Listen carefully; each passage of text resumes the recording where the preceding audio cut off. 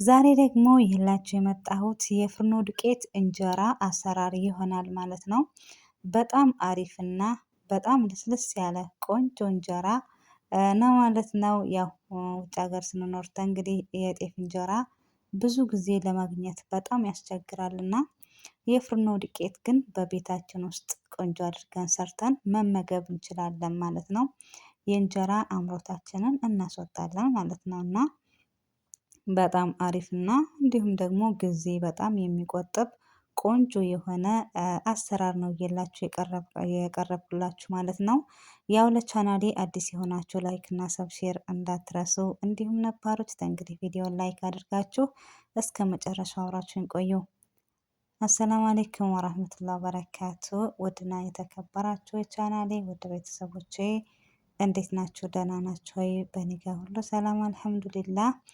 ዛሬ ደግሞ እንግዲህ ያው እንደተለመደ በሌላ ቪዲዮ የፍርኖ ዱቄት እንጀራ እንዴት እንደምንጋግር እንግዲህ እስከ መጨረሻው ከመጀመሪያው እስከ መጨረሻው አብራችሁኝ ተቆዩ ተከታተሉ ማለት ነው። የእውነት በጣም አሪፍ ነው። እንግዲህ መጀመሪያ ማድረግ ያለብን የፍርኖ ዱቄት የተጠቀምኩት ፉም የሚለው ነው። አረቦች ፉም ብለው ፉም ነው ፉም ብሱን ነው የተጠቀምኩት። ማለት ሁለተኛው ቢሆን የተሻለ ነው። ተዱቄት ኩዌቲ መለስተኛው ማለት ነው።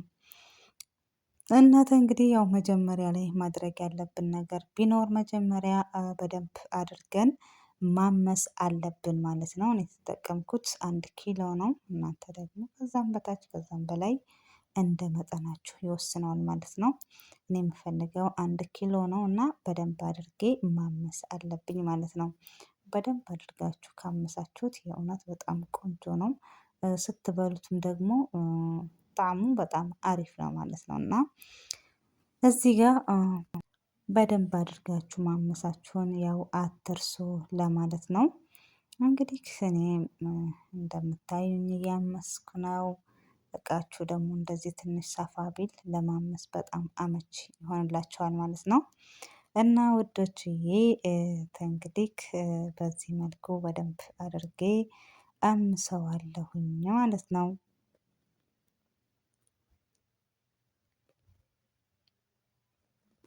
እና እጃችሁ እንትን ሳይል ሳይቋረጥ በደንብ አድርጋችሁ ብታምሱት አሪፍ ነው። ያን የማየት ባህሪም ስላለው ማለት ነው። እንግዲህ ካመሳችሁ በኋላ እንዲበርድ በደንብ አድርጋችሁ ተዉት። ያው እኔ ትቼዋለሁኝ ማለት ነው። ከዛ እንደገና ምን እናደርጋለን? ዱቄታችንን በምናቦካበት ሳፋም ወይም ደግሞ የምትጠቀሙበት የምታወኩበት ማለት ነው በደንብ አድርጋችሁ ትነፉታላችሁ። እኔ ወንፊቱ ተለቅ ያለ ወንፊት ስለሌለኝ በዚህ መልኩ በትንሽ በትንሹ ጊዜ ቢወስድም ግን በትንሹ እያደረጉ እንደዚህ ጨርሻለሁኝ ማለት ነው። ከዛ ምን አደርጋለሁ? ጨው አደርግበታለሁኝ እኔ እርሾ ደግሞ ትናንት ማታ ያኔ ነገ እንድንሰራ ለምሳሌ እንደ ዛሬ እርሾአችሁን ማታ ማለት ነው 1 ካሜራ እና 1 ማንኪያ 1 የሾርባ ማንኪያ ካሜራ ከዛ ደግሞ የፍርኖ ዱቄት አድርጋችሁ እርሾ መስራት አለባችሁ ማለት ነው። ከዛ በማግስቱ እንዲህ ስታቦኩት ቅራሬውን የእርሾን ቅራሬ ማለት ነው ድፉት ማለት ነው ውዶቼ። ከዛ በዚህ መልኩ እንግዲህ ያው በደንብ በነገራችን ላይ እርሾ ማነው ፍርኖ ዱቄት ማለት ነው በደንብ መታሸት ይፈልጋል። የእውነት ዳቦም ጋገርን ወይም ደግሞ ሙአጅናት ነገርም ሰራን ብቻ በጥቅሉ በደንብ አድርገን ማሸትና ማቡካት አለብን ማለት ነው። በደንብ አድርገን በሚገባው መልኩ የእውነት ማሸታችን በቆየ ቁጥር የምንሰራው ስራ ሙአጅናትም ከሆነ ለምሳሌ በጣም ቆንጆ ነው የሚሆነው። እንዲሁም ደግሞ ምንም ቢሆን እንጀራም ለምሳሌ አሁን ዳቦም ቢሆን በጣም አሪፍ ይሆንልናል ማለት ነው። እና በደንብ አድርጋችሁ እሽት አድርጉት። ትንሽ ደግሞ እንደዚህ ላላ ካለላችሁ በኋላ በደንብ አድርጋችሁ ምቱት ማለት ነው። በደንብ እንደዚህ እጃችሁን እንትን እያላችሁ ቆንጆ አድርጋችሁ በደንብ አድርጋችሁ ምትታደርጉት ማለት ነው ውዶች። የእውነት በጣም ቆንጆ ለውጥ ታያላችሁ ማለት ነው። አንድን ነገር ስንሰራ በትዕግስት መስራት ነው ማለት ትንሽ ሊያደክምም ወይም ደግሞ ትንሽ እንትን ሊለን ይችላል። ግን ውጤት ለማግኘት ሁሉን ነገር በትዕግስት ማለፍ ነው ማለት ነው። እዚህ ጋር እንግዲህ በምትፈልጉት መጠን ቅጥነቱን ማለት ነው። እኔ እንደዚህ ነው የምፈልገው ተዋለሁኝ ማለት ነው። ከዛ የሁላችሁ ወዶቼ 1 ሰዓት ከምናምን ያስቀምጥኩት 1 ሰዓት ከ20 ምናምን በደንብ ችክችክ እንዲል ማለት ነው። በደንብ ኩፍ እንዲል እንደዚህ ትቼዋለሁኝ ማለት ነው። እንደዚህ ቆንጆ ሆኖ ተንቸክችኮልኛል እና አሁን እንግዲህ ወደ መጋገራችን እንሄዳለን ማለት ነው። እኔ እንደዚህ እያደረጉ ነው የምጋግረው። እናንተ ደግሞ ማዞር ትችላላችሁ ማለት ነው።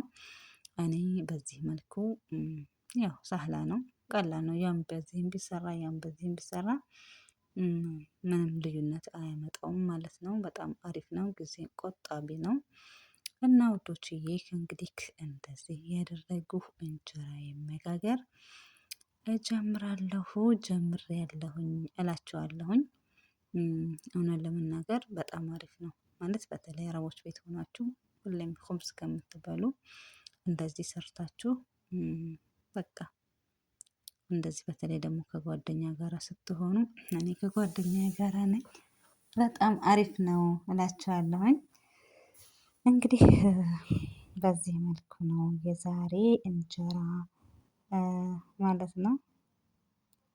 እና የእውነት አሪፍ ነው፣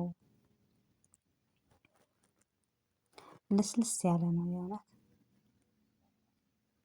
ይኸውላችሁ ይሄ ጋር ትንሽ ካሜራው ነጭ አደረገው እንጂ በጣም አሪፍ አይኑ በቃ የሆነ ምን ልበላችሁ ቦርቀቅ ያለ ሳይሆን የሆነ ክሽን ያለች በቃ እና በጣም አሪፍ አሪፍ ነው እላችኋለሁኝ።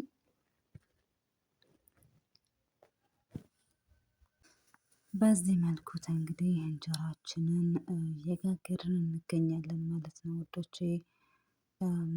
ያው እንግዲህ እኔ የጠቀመኝንና እኔ የምሰራውን ላካፍላችሁ በሚል እየላችሁ ቀርብ ያለሁኝ ማለት ነው።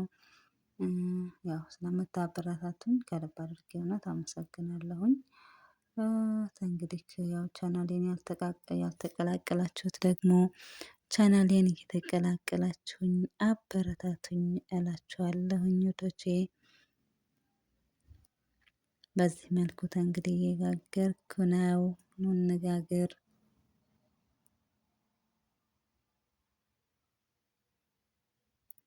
በጣም አሪፍ ነው ከምር።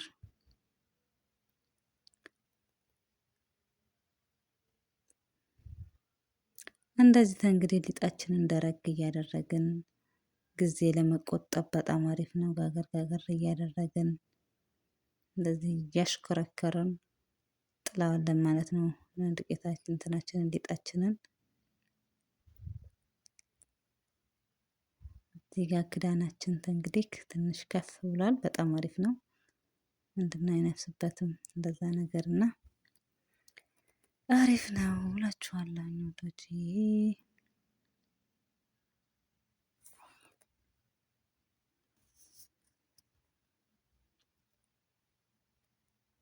ያው እንግዲህ ደቂቃው እንዳይረዝም በሚል በዚህ መልኩ ጋገር ጋገር አድርገን እየጨረስን ነው ማለት ነው።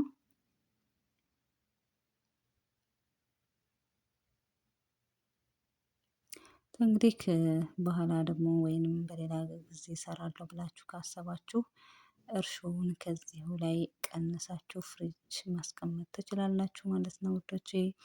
የዛሬ እንግዲህ ይኸውላችሁ በጣም አሪፍና ቆንጆ ነው።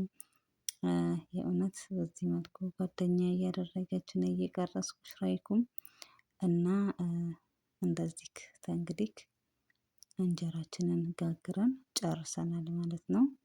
እና የእውነት ከቂጡ ራሱ ከኋላው ማለት ነው የእውነት በጣም አሪፍ ነው። ለስለስ ያለ ነው። ይኸውላችሁ እንዴት እንደሚያምር የምር ዋው ነው።